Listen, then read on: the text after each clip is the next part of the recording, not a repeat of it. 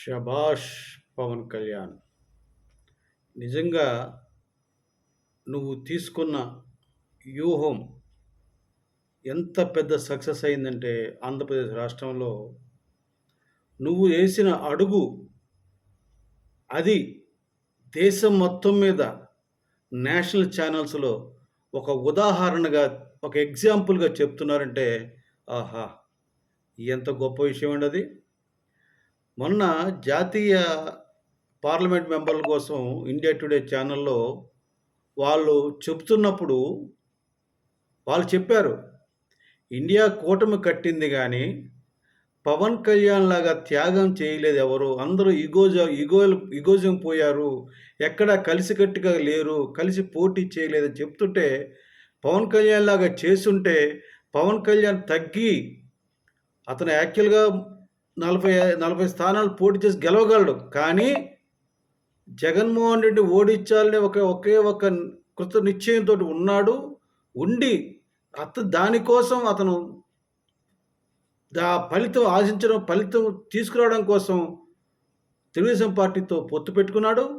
Already ఎన్డీఏలో ఉన్న భారతీయ జనతా పార్టీని కూడా ఆ పొత్తుకు ఒప్పించాడు. అది దానికోసం 40 స్థానాల వ్యక్తి 25 స్థానాలకొచ్చి 25 నుంచి 21కొచ్చి అంటే నా నా యొక్క విజయం కాదు కావాల్సింది, ప్రజలు గెలవాలి. ఇటువంటి రాక్షసుడిని ఇంటికి సాగనంపాలంటే మనం తగ్గాలి అని నిరూపించాడు. ఆ రకంగా నేషనల్‌లో కూడా ఇండియా కూటమి కట్టుంటే భారతీయ జనతా పార్టీకి ఒక థ్రెట్ ఉండేదని ఒక ఉదాహరణగా చెప్పారంటే నిజంగా నువ్వు చాలా గొప్పవాడివి పవన్ కళ్యాణ్. ఎందుకు చెప్తున్నా, ఈ రోజున 10 సంవత్సరాల నుంచి ఏ రోజు పవన్ కళ్యాణ్ గారి పేరు చెప్పడం కానీ, జనసేన పార్టీ అని పేరు చెప్పడం కానీ జరగలేదు. కానీ ఈ రోజున మొత్తం నేషనల్ మీడియా అంతా నీ గురించే చెప్తుంది. జనసేన పార్టీ గురించి చెప్తుంది.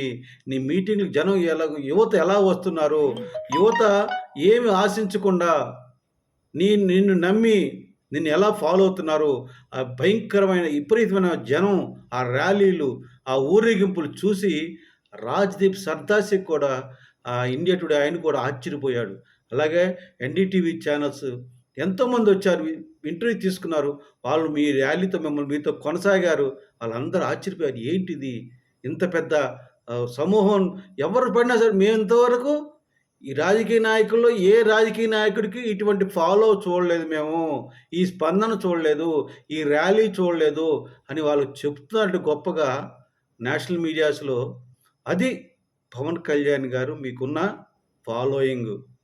ఇన్ని రోజులు చెప్పారు ఈ నిష్ఠాదరిద్రులు వైసీపీ వాళ్ళు. 2 చోట్ల ఓడిపోయాడు, 2 చోట్ల ఓడిపోయాడని. ఆ 2 చోట్ల ఓడిపోయిన వాడే ఈరోజు 151 సీట్లు గెలిచిన జగన్మోహన్ రెడ్డిని, 22 పార్లమెంట్ సీట్లు గెలిచిన జగన్మోహన్ రెడ్డిని ఇంటికి సాగనంపుతున్నాడు. గ్రహించండి తెలుగు ప్రజలారా. 2 చోట్ల ఓడిపోయాడు. 2 చోట్ల ఓడిపోయాడు. పార్టీని నడపలేడు. ఓ సిద్ధాంతం లేదు. రోజుకో నిర్ణయం తీసుకుంటాడు. వారానికోసారి వస్తాడు అని ఎంత పిచ్చిగా మాట్లాడారో వైసీపీ నాయకులు. వాళ్ళందరికీ చెప్పుతో కొట్టినట్టు సమాధానంగా ఈ రోజున ఎన్నికలు రేపు రాబోతున్న రిజల్ట్స్. ఇది చాలా గొప్ప విషయం. పవన్ కళ్యాణ్ గారిని నేషనల్ మీడియా పొగిడిందని కాదని నేను చెప్పేది. పవన్ కళ్యాణ్ గారిని ఉదాహరణగా చెప్పారు. అది చాలా గొప్ప విషయం.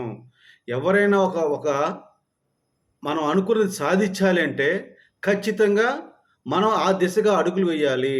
పవన్ కళ్యాణ్ గారు ఆ రకంగా అడుగులు వేశారు.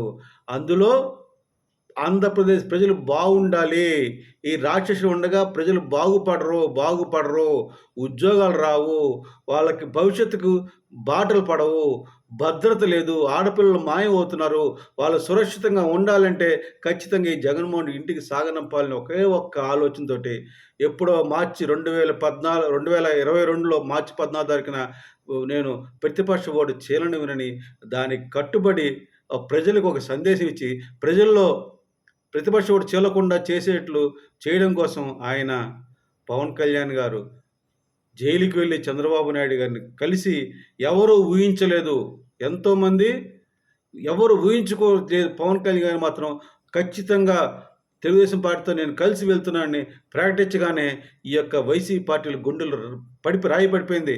గుండె ఆగిపోయింది ఒక్కొక్కడికి. కానీ చాలామంది పవన్ కళ్యాణ్ గారిని ఫాలో అవుతున్న చాలామంది ఏంటి పవన్ కళ్యాణ్ తొందరపడి నిర్ణయం తీసుకున్నారు, చచ్చిపోయిన తెలుగుదేశం పార్టీని ఎందుకు లేపుతున్నారని అన్నారు. కానీ అది నిజంగా మీకు జరిగిపోయి ఉండొచ్చు. తెలుగుదేశం పార్టీ పాపం అడుగున ఉండొచ్చు. కానీ తెలుగుదేశం పార్టీకి ఒక క్యాడర్ ఉంది, అది గుర్తించాలి. మనం ఇండివిజువల్‌గా పోటీ చేస్తే ఒక 40 స్థానాలు గెలుస్తామని జనసేన పార్టీ అధినేత పవన్ కళ్యాణ్ గారికి తెలుసు. ఒక 40 స్థానాలు ఖచ్చితంగా గెలుస్తానని తెలుసు ఆయనకి. ఆయనకు ఒక 28% ఓట్ బ్యాంక్ ఉందని తెలుసు. ఈస్ట్ గోదావరి, వెస్ట్ గోదావరిలో ఓవరాల్‌గా ఒక 20% ఓట్ బ్యాంక్ ఉందని తెలుసు. కానీ నేను పోటీ చేసినా జగన్మోహన్ రెడ్డి గెలుస్తాడు. కనుక నేను ఒంటరిగా పోటీ చేయకూడదు. తెలుగుదేశం పార్టీ కలిసి వెళ్ళాలని ఎంతోమంది అభిమానించే వాళ్ళ వ్యక్తులంతా పవన్ కళ్యాణ్ తిట్టడం మొదలుపెట్టారు. ఏ రోజైతే పవన్ కళ్యాణ్ గారు జైలుకి వెళ్ళి నేను తెలుగుదేశం పార్టీతో కలిసి వెళ్తున్నానగానే అందరూ ఆఖరికి జారిరామ జోగి కావచ్చు, ముద్రగడ పద్మనాభం కావచ్చు, ఎంతోమంది ఈవెన్ పవన్ కళ్యాణ్ ఫాలో చాలామంది అభిమానులు కూడా ఏంటి ఇట్లా చేశారు పవన్ కళ్యాణ్ గారు, ఏంటి ఆయన దిగజారి మాట్లాడుతా అంటే ఒక రాజకీయ నాయకుడిలాగా మాట్లాడట్లేదు, ఒక పద్ధతి లేదు, ఒక స్టెబన్గా నేను ముఖ్యమంత్రి అవ్వాలని లేకపోతే ఎట్లా, వెళ్ళకపోతే ఎట్లా, ఇలా ఒక రకం కాదండి. తనను ప్రేమించే అభిమానులే రకరకాలుగా ఫోన్లు మాట్లాడారు. నాకైతే చాలా ఫోన్లు వచ్చినాయండి పాపం. ఎందుకంటే జన సైనికులు సార్ ఏంటి సార్ మన పవన్ కళ్యాణ్ గారు ఇట్లా చేశారంటే నేను ఒకటే చెప్పా, బాబు మీరు అధైర్యపడవద్దు. పవన్ కళ్యాణ్ గారు వేసే ఒక్కొక్క అడుగు ఒక పెను తుఫాన్లాగా ముందుకు దూసుకెళ్ళిపోతారు. ఆయన అడుగు ఖచ్చితంగా మనకి మంచి జరుగుతుంది. ఆయన వ్యూహాల్ని ఆయన ఫస్ట్ నుంచి చెప్తున్నారు. ఆయనకి వ్యూహాలను ఆయనకు వదిలేమన్నారు. ఆయన వ్యూహాలను ఆయనకు వదిలేద్దాం. మనం మాత్రం ఎటువంటి పరిస్థితుల్లో కూడా వెనకడికి వెయ్యొద్దు. మనం గెలుస్తున్నాము, గెలిచి తీరుతాము. కానీ ఒక్కటి మాత్రం గ్రహించండి, మీరు పవన్ కళ్యాణ్ గారిని నమ్మండి. ఆయన్ని తప్పుగా అర్థం చేసుకోకండి. అంతమందికి ఫోన్ చేసి ఎవరు మాట్లాడినా దగ్గర ఒక 1000 మంది దాకా చేశారు అభిమానులు. అందరికీ నచ్చజెప్పాను. అది ఏ రోజు ఏమైంది అది? ఆ రోజు ట్రావెల్ అవుతూ ఆ రోజు నేను అట్లాగే ఉన్నాను ఈ రోజు దాకా. కానీ చాలామంది ఎవరైతే నాకు ఫోన్లు చేశారో నేను వాళ్ళు కన్విన్స్ చేశాను, వాళ్ళందరూ కూడా మారిపోయారు. ఎన్నికలకు ఒక నెల రోజులు ఉందనగా ఖచ్చితంగా పవన్ కళ్యాణ్ గారు బాటే నడిచారు. అందుకే ఈ మార్పు ఎన్నికల్లో మనం చూసాము. 82% ఓట్లు పడినంటే బికాజ్ ఆఫ్ పవన్ కళ్యాణ్. ఒక ఏమంటారు దాన్ని, ప్రజలకు ఒక అవేర్నెస్ తీసుకొచ్చాడు. ప్రజలు మార్పు రావాలి. ఎటువంటి పరిస్థితులు కూడా డబ్బులకి రాజకీయం జరగకూడదు. జనసేన పార్టీ నుంచున్న చోటే కాదు, తెలుగుదేశం పార్టీ నుంచున్న చోటే కాదు, భారతీయ జనతా పార్టీ నుంచున్న చోటే కాదు, వాళ్ళు లక్షల కోట్లు ఖర్చు పెడతారని తెలుసు. ఎందుకంటే దోచుకున్నారు కదా. 13 లక్షల కోట్లు అప్పు చేశారు. అందులో 3 లక్షల కోట్లు ఈ యొక్క నవరత్నాలకు ఇచ్చాడు. మిగతా 10 లక్షల కోట్లు దోచుకున్నారు, అడ్డంగా దోచుకున్నారు. ఆ దోచుకున్న డబ్బులతో ఓట్లు కొంటారని తెలుసు. అందుకనే పిఠాపురంలో ఒక్కొక్క ఓటుకు 1 లక్ష ఇస్తా అన్నారు. ఇలా ఖర్చు పెడతారని తెలిసి ఆ డబ్బులు ఖర్చు పెడతారని తెలిసే ఖర్చు పెట్టనివ్వండి, ఖర్చు పెట్టాలి వాళ్ళు. ఎందుకంటే ఆ డబ్బులు మనవి అని పవన్ కళ్యాణ్ పదే చెప్పారు. ఎంత డబ్బులు ఖర్చు పెట్టినా కూడా వాళ్ళు గెలవకూడదన్న పట్టుదలతోటి కలిసి వెళ్ళారు. ఆ రకంగా ఈ ముద్రగడ పద్మనాభం ఎన్ని డ్రామాలు ఆడినా, హరిరామ జోగయ్య ఆయన పెద్దవాడు, కొంచెం చాదస్తం ఎక్కువ, చెప్తే అర్థం కాదు ఆయనకి. ఆయన బాట ఆయన చెప్తుంటాడు. కానీ ఆయనలో మాత్రం పవన్ కళ్యాణ్ మీద అభిమానం ఉన్న మాట వాస్తవం. ఈ ముద్రగడ పద్మనాభం అయితే పెద్ద దొంగ. వాడంత దొంగ ఈ కాపు జాతికే ఒక కలంకం లేని వ్యక్తి. వాడికి మరి ఏమంటారు పాపి చిరాయం అంటారు. ఆ పాపికి మరి రాదు చిరాయు. వంగవీటి మోహన్ రంగాన్ని నాశనం చేశాడు సన్నాసేదో కాపునాడు పెట్టి. ఆ రోజున కాపునాడు పెట్టకపోయి ఉంటే వంగవీటి మోహన్ రంగా బతికుండేవాడు. ఎందుకు చెప్తారంటే నాయకుల్ని చంపేస్తారు. ఈ కాపు జాతి ఒక లీడర్లు అంటారు, కాపు జాతికి మేము నాయకులు అంటారు. కాపు జాతి కోసం ఎప్పుడు పని చేయలేదు ముద్రగడ పద్మనాభం. ఇది తెలియజేస్తున్నాను. వీళ్ళందరూ పవన్ కళ్యాణ్ నానా మాటలు కానీ పవన్ కళ్యాణ్ ఒకటే చెప్పాడు, నాతో ఉన్నవాడే నావాడు అన్నాడు.